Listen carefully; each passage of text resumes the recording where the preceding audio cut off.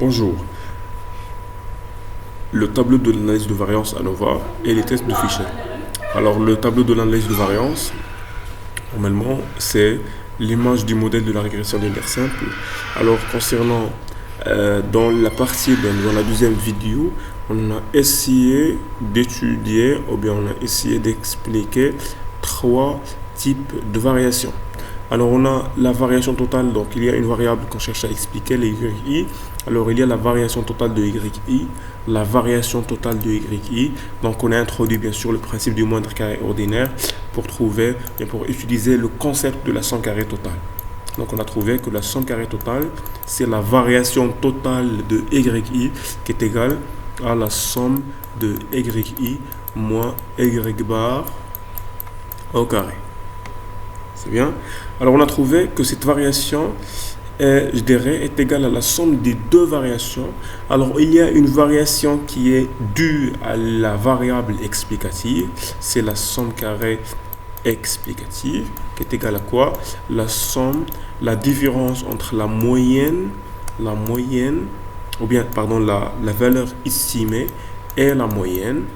C'est la partie explicative, mais expliquée par la variable choisie xi, bien sûr au carré, et bien sûr une partie expliquée par le terme d'erreur qui est la somme carré résiduelle par le résidu. Donc là, le résidu c'est la différence entre la valeur réelle yi et la valeur estimée, bien sûr en carré d'opérateur somme. C'est bien. Alors, on a trois types de variations. On a la variation totale de Y, c'est-à-dire la distribution, bien je dirais la variation totale de la variable à expliquer. On a cette variation peut être expliquée ou bien peut être, je dirais, subdivisée en deux variations. La première, elle est due à la variable choisie qui est, je dirais, xi dans le cas de la régression linéaire simple, donc somme des carrés explicative. Et finalement, une partie donc expliquée par l'ensemble des variables, je dirais, omises dans le modèle. Autrement dit, c'est le résidu. Finalement, on parle de la somme des carrés résiduels. Bien. Alors la théorème qu'on a, je dirais, donc la formule qu'on a déduit la dernière science, on a dit que la somme des carrés totales est égale à quoi? Est égale à la somme entre la somme carré résiduelle et la somme carré explicative. Bien. Alors le tableau d'ANOVA, elle permet de présenter cette formule ou bien cette équation avec ses détails. Donc, bien sûr, en présentant cette équation en moyenne, en degré de liberté aussi. Donc, la somme des carrés totales, leur degré de liberté, la somme des carrés résiduels, leur degré de liberté, c'est n-2. La somme carré explicative, leur degré de liberté, c'est 1. Il y a une seule variable explicative. La somme des deux, ça fait n-1. C'est le degré de liberté. En moyenne, on va diviser les sommes carrées par leur degré de liberté. Donc, on aura somme des carrés totales sur n-1, somme carré résiduelle sur n-2, autrement dit, c'est la variance de l'erreur, et finalement, somme carré explicative sur 1. C'est bien. Alors, j'ai dit que le tableau d'ANOVA, elle permet de présenter, de visualiser cette équation avec certains détails. Alors voilà, on a dans la première colonne donc la source de la variation. Alors il y a la variation de Y. Donc la première source c'est la variation de Y. Deuxièmement de XI plutôt.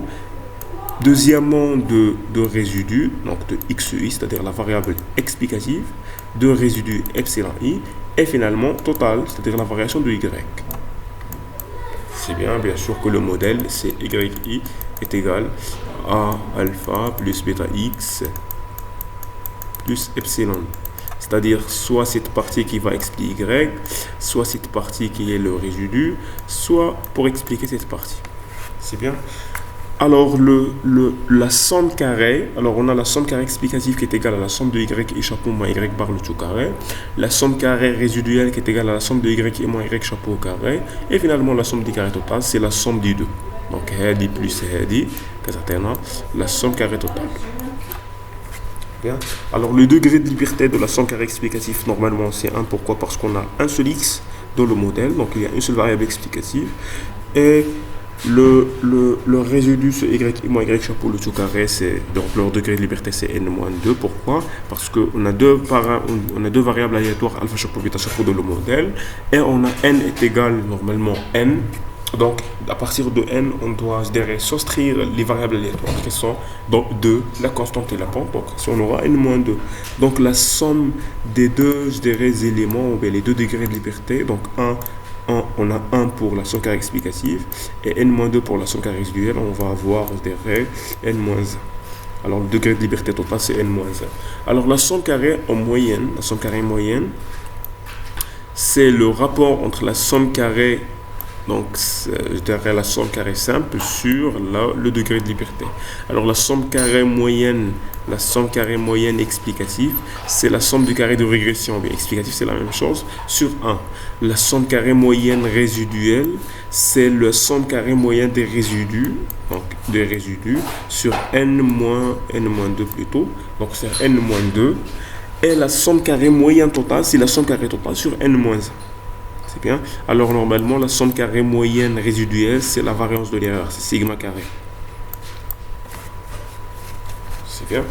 Alors à partir de ce tableau, on peut effectuer le test de signification globale, donc en calculant donc le test de signification globale normalement. C'est un test Fisher. Donc quand on dit un test Fisher, c'est un rapport entre deux éléments qui deux, ou bien deux qui deux. Alors on a l'hypothèse H0 pour le test d'unification globale. Donc H0, elle existe un seul coefficient bêta G qui est différent de 0. C'est bien. Donc normalement, le cas de la régression linéaire simple, il y a un seul élément, il y a une seule variable explicative. C'est pour cela on aura les mêmes hypothèses que le test de signification partielle donc pour la pente. C'est-à-dire que le bêta égale à 0 et H1, le bêta différent de 0. Ce sont les hypothèses qu'on a utilisées pour le test student pour la pente. Mais on va reprendre les mêmes hypothèses pour le test de signification globale. Pourquoi? Parce qu'on est dans une régression simple. C'est bien. Alors on a H0 est égal à bêta égal à 0. H1 est égal à bêta différent de 0. Alors bien sûr c'est un test Fisher. Donc F calculé est égal à quoi?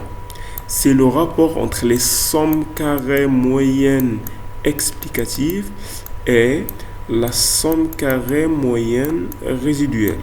Comment ça? Donc la somme carrée moyenne explicative et la somme carrée moyenne résiduelle. Donc on sait que la somme carrée moyenne explicative est égale à combien?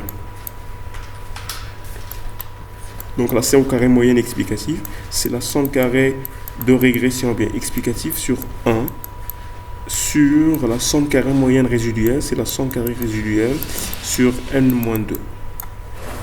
C'est bien. Alors on aura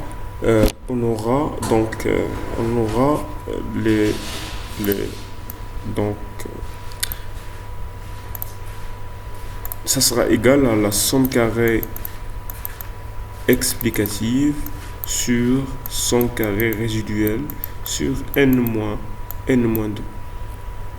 Alors on peut tout simplement, je dirais, exprimer cette formule en divisant le numérateur et le dénominateur par la somme carrée totale. Donc la somme carrée totale, tout ça divisé par la somme carrée totale, et on aura que f calculé est égal aussi à bien sûr r au carré, donc r au carré, le coefficient de détermination, sur 1 moins r au carré divisé par n-2. C'est bien. Une troisième formule de f calculé. Alors on a, si vous voyez, on a utilisé les mêmes hypothèses de t calculé pour bêta. Donc t calculé de bêta chapeau. On a utilisé les mêmes hypothèses pour le test, je dirais, de students. Finalement, est-ce qu'il n'y a pas, ou bien est-ce qu'on ne peut pas trouver un lien entre f calculé et t calculé de bêta, je dirais de la pente, ce n'est pas la constante. Alors f calculé est égal à t de la pente au carré. C'est bien. Alors c'est le test d'unification globale. Alors la règle de décision est la suivante. Lorsque f calculé supérieur à f tabulé, bien sûr f tabulé est égal à combien? Donc alors on sait que f calculé, il suit une loi de Fischer avec 2 degrés de liberté. Le premier 1 et le deuxième n-2. Alors lorsque f calculé est supérieur à f tabulé, là on doit rejeter à 0, c'est-à-dire quoi? C'est-à-dire que le modèle elle est significative globalement, ou bien dans sa globalité, le modèle elle est significatif. Au contraire, lorsque f calculé inférieur à f tabulé, le modèle n'est pas significatif globalement. Alors, à retenir que si le coefficient de student ou bien le test de student pour la pente est significatif, alors on pourrait directement déduire que le f calculé est significatif aussi. C'est-à-dire, si le modèle est partiellement significatif en pente, le modèle sera globalement significatif, directement, sans effectuer le test de Fischer. Merci pour votre attention.